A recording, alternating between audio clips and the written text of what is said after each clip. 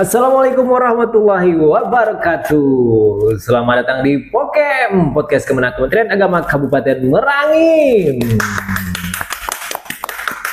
Apa kabar semuanya pada hari ini, sahabat Pokem, para netizen, para pemirsa dimanapun Anda berada. Semoga semuanya dalam keadaan sehat walafiat. Semoga semuanya dalam keadaan yang lagi bahagia gitu ya.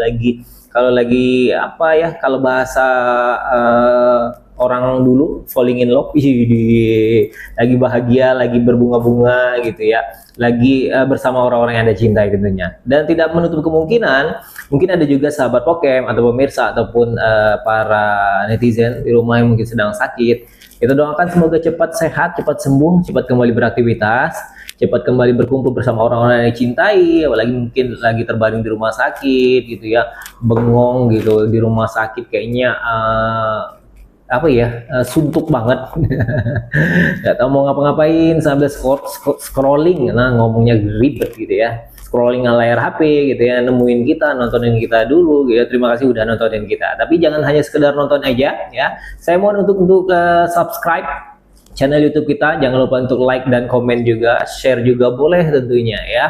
Terus juga boleh Anda berkomentar, memberikan kritik dan sarannya, kita tungguin ya. Kritik yang membangun, kritik yang membuat kita menjadi lebih baik lagi, kritik yang bersama-sama untuk memajukan di Kementerian Agama Kabupaten Merangin ini khususnya. Oke, baik. Di kesempatan kali ini tentunya kita akan ngobrol santai tapi serius, seperti biasa, serius tapi santai juga.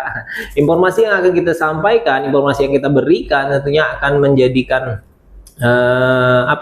ilmu buat Anda, ilmu baru, ataupun menjadi suatu bentuk literasi atau pun juga inspirasi buat Anda ya, semuanya dimanapun Anda berada. Dan pada kesempatan kali ini saya sudah datang seorang bintang tamu yang luar biasa, khususnya di kantor Kementerian Agama Kabupaten Merangin ini. Beliau adalah seorang analis kepegawaian. Nah, ini kalau kita ngomongin analis kepegawaian gitu ya, yang mengurusi seluruh kepegawaian ya, para ASN di kantor Kementerian Agama Kabupaten Merangin ini, yang mau bahkan yang belum jadi ASN juga diurusin gitu ya, yang baru mau ikut tes juga itu diurusin. Nah, itu dia analis kepegawaian. Cukup rumit, cukup banyak tanggung jawabnya, tapi bukan berarti membuat beliau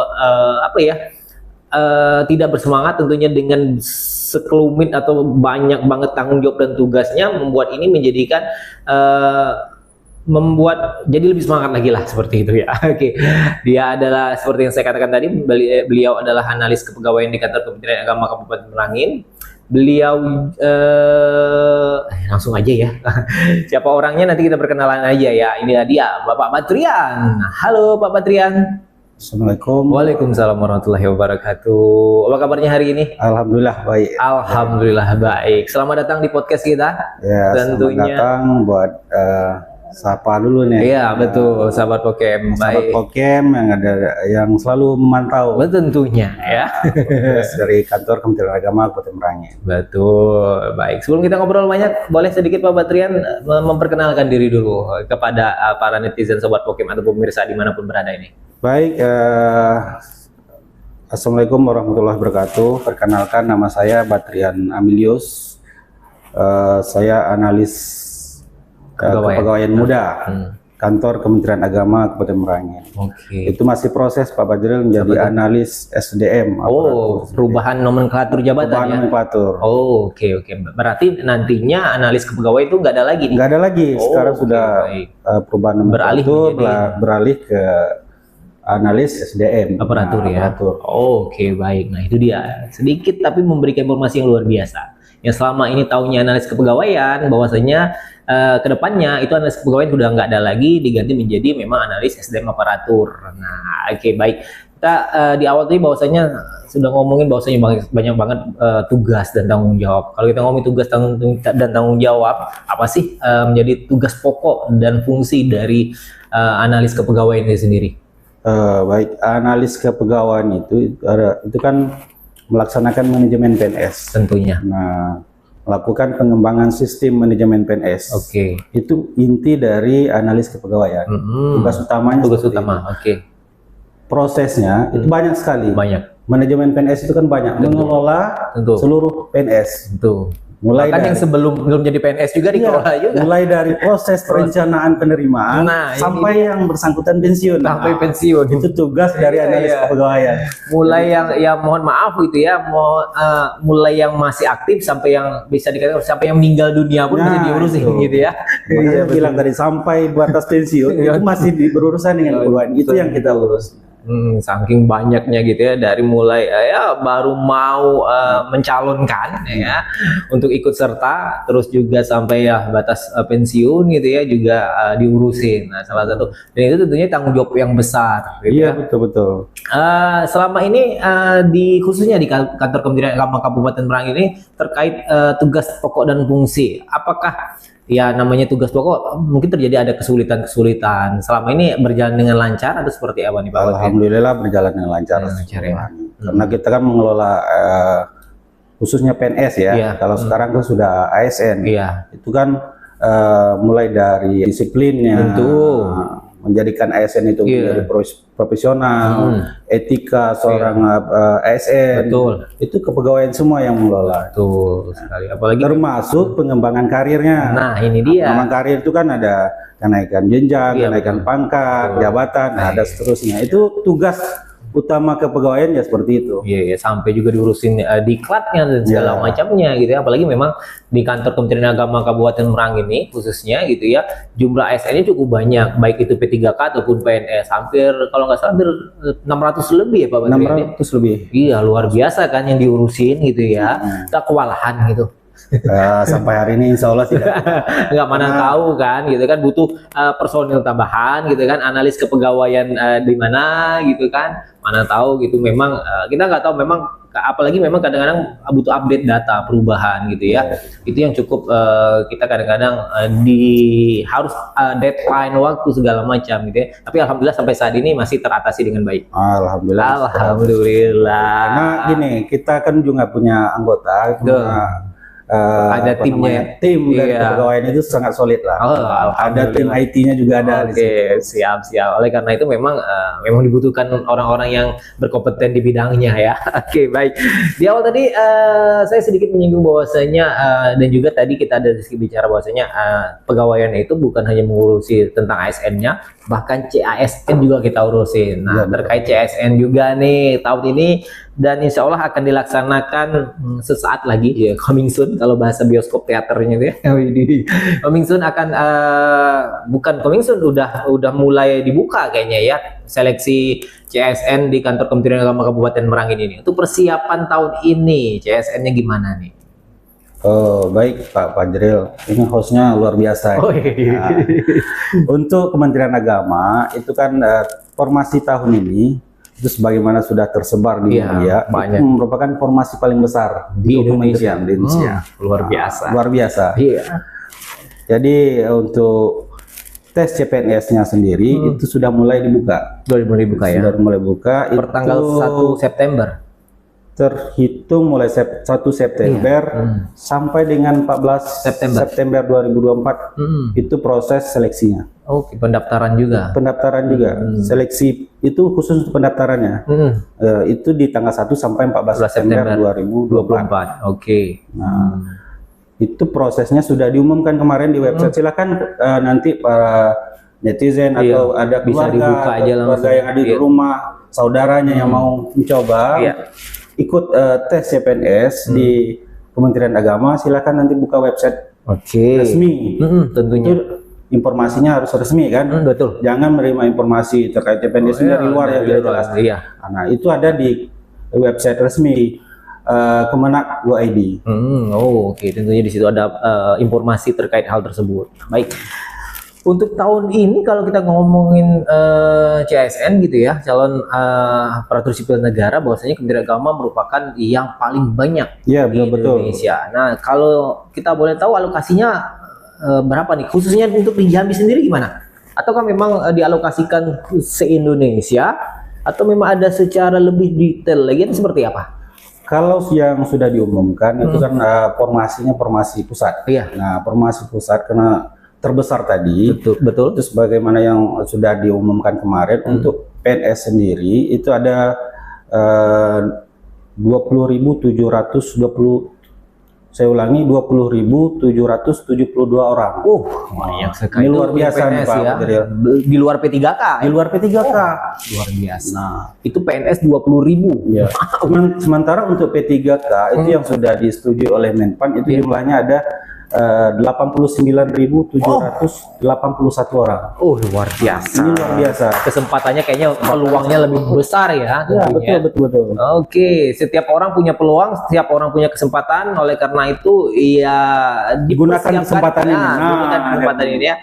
Kata orang itu, gunakan hoki Anda dalam setahun terakhir. Ini hoki, bukan hoki ya. Ini memang butuh perjuangan, butuh memang apa ya, ilmu yang tentunya harus dipelajari dulu pada saat mengikuti tes CPNS ini. Baik. Untuk tadi bahwasanya sudah persiapannya sudah, bahwasanya ada pengumuman dari mulai 1 September sampai 14 September. Nah, terus juga alokasi untuk CSN sendiri cukup besar. Kalau ngomong itu semua, alurnya di awal seperti apa nih Pak Wadrian? Nah, untuk alurnya sendiri, untuk calon pelamar ini, calon pelamar SN di Kemenak itu harus sebagaimana saya sebutkan tadi, itu harus lihat dulu sumber resmi dari informasi tersebut. Betul. Itu dari informasinya yaitu tadi sudah sebutkan website resmi Kemenak. Kemudian untuk pelamar itu juga harus melihat aturannya harus jelas, harus detail. Nah, di situ ada Permenpan nomor 6 itu terkait dengan pengadaan ASN tahun 2024. Nah, kemudian ada Kepmenpan 320 itu terkait dengan mekanismenya Pak Fadril. Di situ jelas mekanisme secara detail dijelaskan. Siap. Mekanisme pendaftarannya termasuk nanti ada di situ formasi khusus. Untuk disabilitas daerah-daerah tertentu juga ada. Anak-anak Papua, Kalimantan. Kalau ada yang mau pindah ke IKN kan, boleh. Silakan nanti. Kayaknya kalau IKN besar tuh ya peluangnya ya.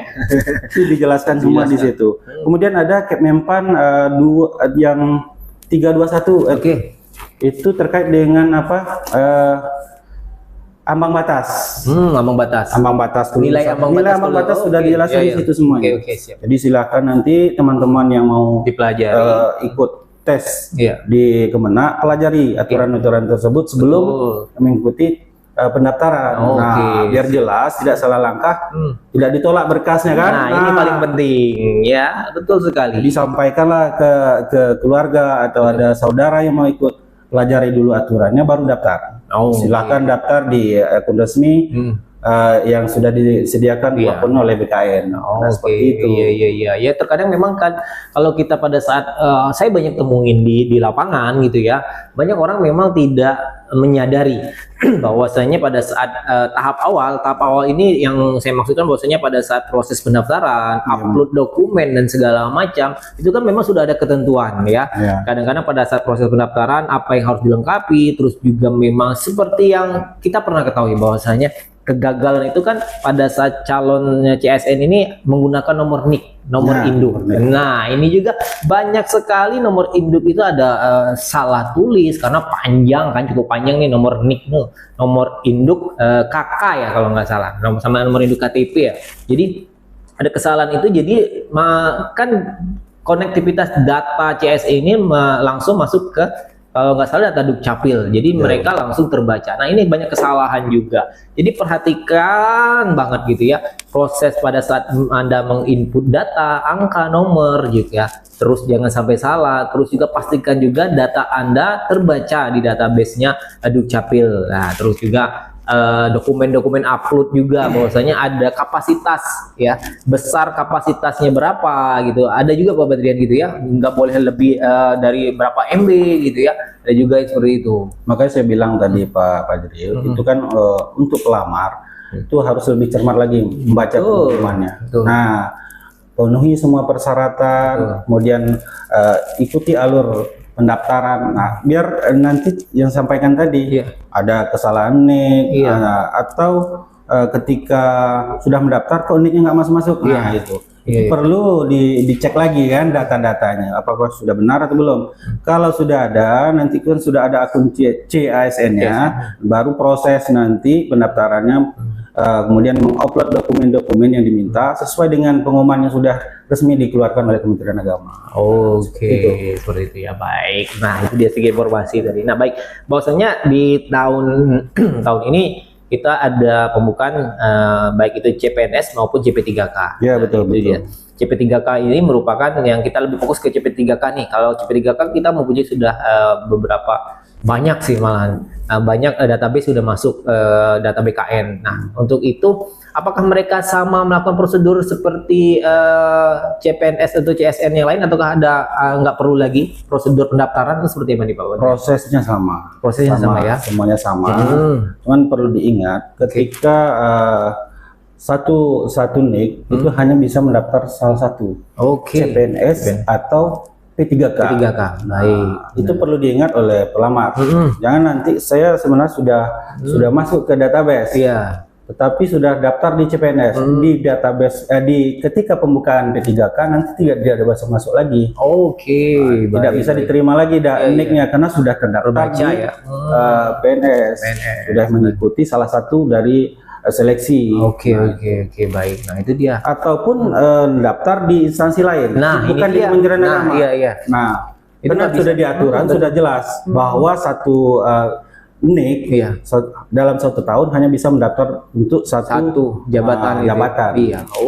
Baik. Nah, jadi jangan coba-coba ya, karena memang sistemnya itu memang sudah terpadu gitu, bahwasanya seluruh instansi, seluruh kementerian, baik itu pemerintah kabupaten, daerah, provinsi gitu ya, ataupun kementerian, bahwasanya NIK Anda sudah terbaca. Ini jangan coba-coba pengen di Kementerian Agama, besoknya pengen di Pemda lagi. Nggak bisa seperti itu ya. Curang itu, ikutin aturan mainnya gitu ya. Kalau Anda pengen lulus, pengen segala sesuatu yang nantinya yang membuat Anda hasilnya pengen yang terbaik gitu, ikutin aturan mainnya gitu, ikutin segala sesuatunya, pelajari gitu ya. Itu membuat Anda mungkin akan bisa lulus. Amin. Saya doakan yang ikut tahun ini mungkin yang udah lama banget mengharapkan gitu ya untuk menjadi ASN khususnya di kantor Kementerian Agama Kabupaten Merangin ini bisa segera bergabung bersama kita di sini. Oke, baik. Dan juga ada informasi juga nih Pak Wadrian, bahwasanya terkait kita pendaftaran secara digital ini banyak juga yang keliru terkait e-materai. Nah, ini juga nih mungkin hal yang sepele, banyak yang nggak tahu tapi malas nanya, malas searching, malas segala macamnya gitu ya. Hari gini itu ya, malas searching dan malas mendapatkan informasi itu kayaknya kudet banget ya, kurang up to date. Ini gimana nih Pak Batrian terkait yang salah seperti apa itu e-materai? Terkait dengan e-materai ya itu di pengumuman juga sudah disebutkan, sudah dijelaskan terkait dengan e-materai juga, di aturannya sudah ada. Perlu diingat bahwa e-materai itu hanya bisa digunakan untuk satu dokumen. Ini kebanyakan misalnya sudah beli satu digunakan untuk beberapa ini elektronik. Itu pernah kejadian, itu bisa digugurkan, dibatalkan, dianulir ya. Dianulir. Itu pernah kejadian seperti itu. Makanya dari jauh sudah dijelaskan Kemudian format untuk surat-suratnya juga sudah ada contohnya upload. Sudah silakan nanti yang mau berminat download di websitenya. Tentunya sudah ada contohnya, tinggal Anda sendiri ya bagaimana Anda cara mengeksekusinya lagi nih ya, jangan sampai salah. Oke, baik. Dan juga bahwasanya terkait nilai ambang batas tadi, kayak tahun kemarin kayaknya dengan tahun ini sepertinya ada perubahan Pak Putri, itu seperti apa? Kalau untuk ambang batas itu sudah saya sebutkan tadi, itu kan ada di Kemenpan RB nomor 321. Itu untuk SKD-nya itu 60%. Kemudian untuk SKB-nya itu 40%. Oke, baik. Nah, kita juga ada tes wawancara, itu masuk di SKB. Wawancara di SKB. Oke, baik. Wawancara di SKB. Di SKB itu kan ada namanya nanti itu tes itu menggunakan CAT juga, itu bobotnya 50%. Kemudian ada praktek atau sikap moderasi beragama. Itu bobotnya 40%, kemudian wawancara itu 10%. Ada itu SKB-nya aja. Iya. Di luar SKD tadi Di luar SKD tadi. Oke, baik. Ada yang baru nih Pak Badri. Apa tuh? Untuk SKD itu untuk tahun yang ini itu diperbolehkan menggunakan nilai SKD tahun kemarin. Oh, itu gimana tuh maksudnya? Nah, jadi ketika calon ini sudah melakukan dulu di tahun 2023 itu udah tes CPNS. Dia sudah mengikuti tes SKD-nya, nilainya mungkin saya rasa cukup nilai saya. Nah, bisa digunakan untuk tahun yang ini. Dia yang bersangkutan tidak perlu lagi ikut SKD. Nah, itu. Jadi gitu ya. Jadi gini, maksudnya apakah tidak perlu lagi ataukah mereka perlu ikut tes dengan nggak tahu nih, dengan nilai tahun ini mungkin lebih tinggi. Nah, jadi yang dipakai mau tahun yang mana gitu atau pilihan itu enggak? Enggak ya? Dia menggunakan harus milih. Kalau dia tidak ikut tes, bisa menggunakan nilai tahun kemarin, baik SKD maupun SKB-nya. Nah, tentu dengan ketentuan nanti yang ketika SKD-nya, untuk ia bisa ikut SKB-nya, apakah memenuhi nilainya apa enggak? Peringkatnya tadi. Iya, pada saat peringkat itu kan 3 kali dari jumlah formasinya. Baru contoh, yang daftar kan formasinya ada 10.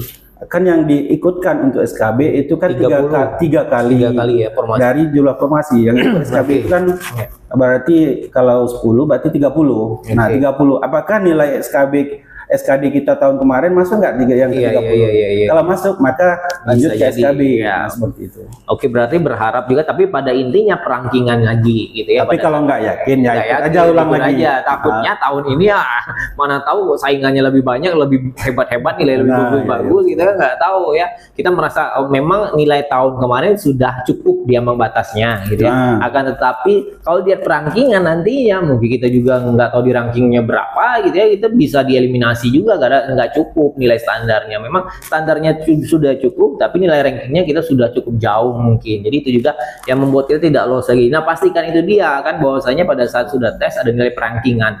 Dia akan diambil gitu ya 3 kali dari kuota atau jabatan yang sudah ditetapkan formasi tadi. Pak Batrian, baik.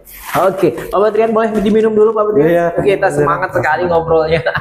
Baik, dan juga untuk yang akan mengikuti tes seleksi CSN pada tahun ini, tips buat mereka nih Pak Batrian, boleh?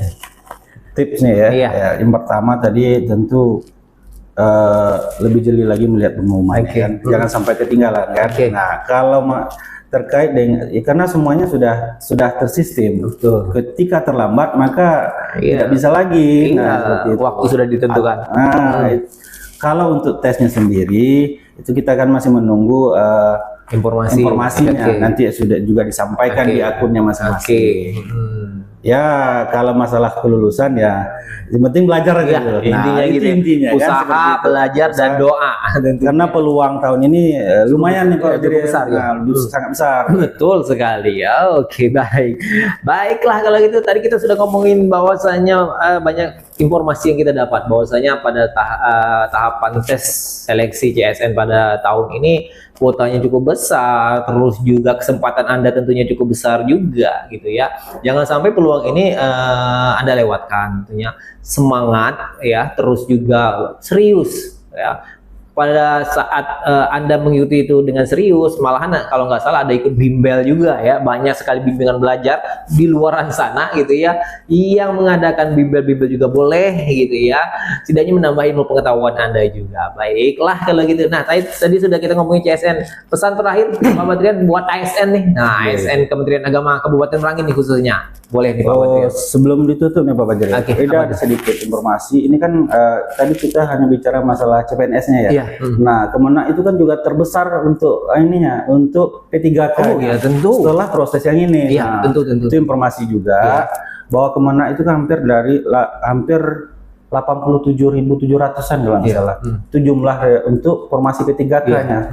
Nah, itu prosesnya mungkin setelah proses yang ini CPNS-nya kan, ataupun sambil jalan nanti pengumumannya keluar. Ini P3K sudah termasuk dalam database. P3K yang sudah masuk database. Itu cukup besar karena memang sudah diatur kan di amanatkan undang-undang di tahun 2024 ini penyelesaian P3 tenaga honorer selesai kan, penyelesaian P3K ditargetkan 2024. Oke, baik, dan mudah-mudahan itu dia ya, apa yang Anda impikan selama ini mudah-mudahan segera terwujud ya, apalagi yang P3K, CP3K ya yang masih ya masih berharap seperti apa, yang mudah-mudahan impiannya bisa terwujud pada tahun ini. Amin ya robbal alamin. Nah, terakhir buat ASN Kemenak Kementerian Kabupaten Merangin ini boleh Pak Badrian? ASN Kemenak yang sudah diangkat ya. Nah, iya tentunya. Baik itu CPNS, baik itu PNS ataupun P3K. Nah, oke. Iya. Tentu kalau untuk ASN Kemenak banyak sekali yang bisa yang ingin kita sampaikan sebenarnya. Tidak cukup dengan waktu yang cuma beberapa menit. Terutama ya laksanakan tugas dengan sebaik-baik ya, seprofesional mungkin. Nah, baik itu yang PNS-nya maupun yang P3K. Mungkin itu Pak Badrian. Oke, siap. Tentunya juga memberikan pelayanan terbaik. Nah, itu tadi karena profesional itu ujungnya kan untuk memberikan pelayanan ke masyarakat. Tentunya pasti. Pertama di bidang kalau kena di bidang keagamaan kan. Nah, tentunya. Ataupun pendidikan untuk guru. Betul sekali. Nah, itu dia. Mantap sekali.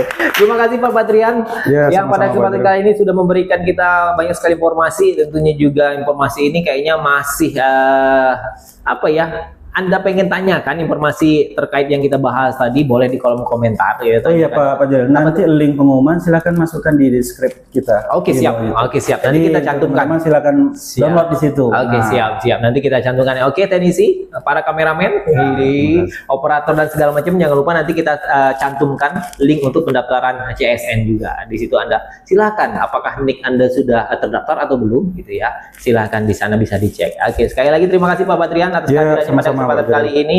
Sehat selalu dan mudah-mudahan kita bisa berbincang lagi di podcast kita pada kesempatan lainnya. Baik. Itu dia tadi Sobat Pokem, para netizen dan pemirsa dimanapun Anda berada, sedikit berbincang kita, sedikit obrolan kita bersama analis kepegawaian ahli muda Kantor Kementerian Agama Kabupaten Merangin ini. Bagaimana? Masih banyak informasi yang pengen Anda tanyakan, silakan di kolom komen ya. Terus juga kritik saran kita masih tungguin juga. Tapi yang paling penting jangan lupa untuk subscribe channel YouTube kita agar kita bisa membuat konten-konten yang lebih baik lagi, tentunya membuat atau memberikan informasi yang lebih baik lagi untuk Anda semua, untuk memberikan pelayanan terbaik. Oke, sampai jumpa di lain kesempatan. Saya Pak Jadil undur pamit. Assalamualaikum warahmatullahi wabarakatuh.